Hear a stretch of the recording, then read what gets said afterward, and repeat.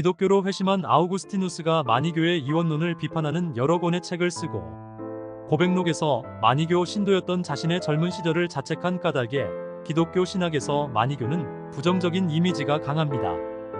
역사적으로 아우구스티누스 이후 많은 교부들이 마니교를 반박하고 교회가 탄압하여 6세기 이후 지중해 지역, 곧 서방교회에서는 사라졌습니다.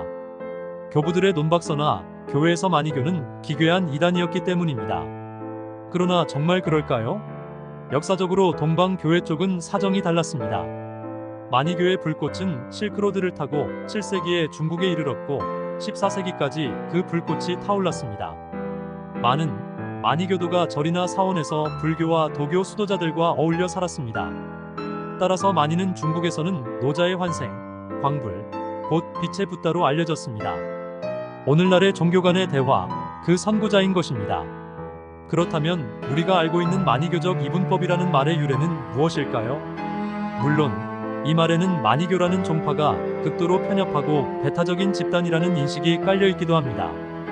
마니교의 교리를 잠시 살펴볼까요? 먼저 마니의 질문은 이렇습니다.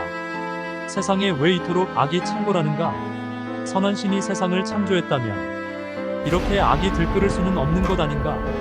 따라서 마니는 우주적인 웅장함을 품은 거대한 신화적 서사시를 창조 혹은 계시받았다고 합니다. 이 서사시의 핵심은 왜 선과 악이 뒤엉키게 됐는지를 설명합니다.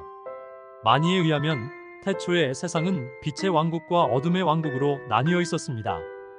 어둠의 왕이 빛의 왕국의 아름다움을 시기해 전쟁을 일으킴으로써 대혼란이 시작됐습니다.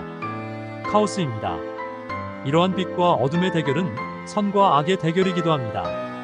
결국 어둠의 세력은 빛의 힘을 제압하려고 악한 물질로 천지를 창조해 선한 빛을 가두었습니다. 그렇게 해서 물질 세계 속에 빛이 섞이게 됐습니다.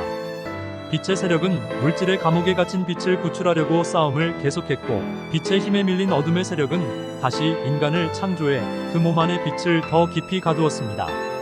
마침내 인간은 물질의 육체와 빛의 영혼이 쉼없이 싸우는 영육의 싸움터가 됐습니다. 이 싸움은 빛의 세력이 승리하고 모든 영혼이 빛의 왕국으로 돌아갈 때까지 끝나지 않습니다. 이렇게 마니의 교리는 빛과 어둠, 선과 악, 육체와 영혼은 섞여서는 안 될 이질적인 실체로 등장합니다. 견고한 우주론적 이원론인 것입니다.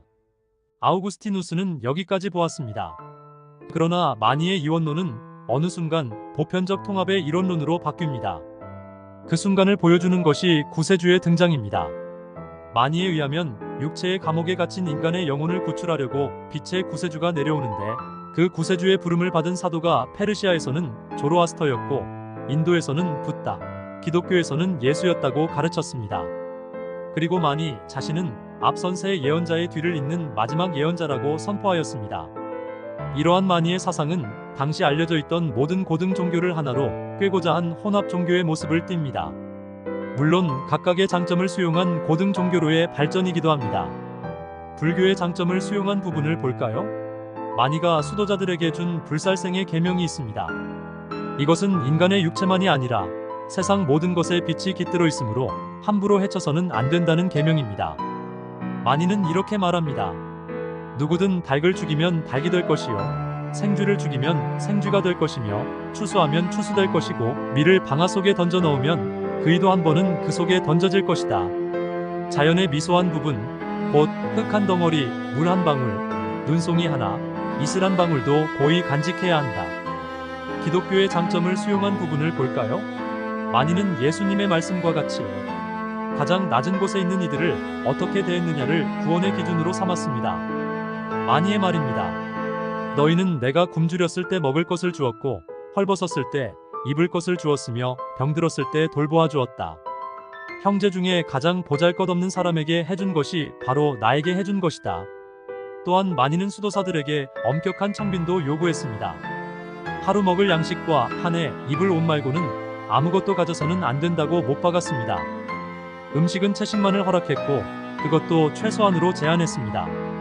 따라서 마니교 수도사들은 얼굴이 창백하여 누구나 어디서나 알아볼 수 있었다고 합니다.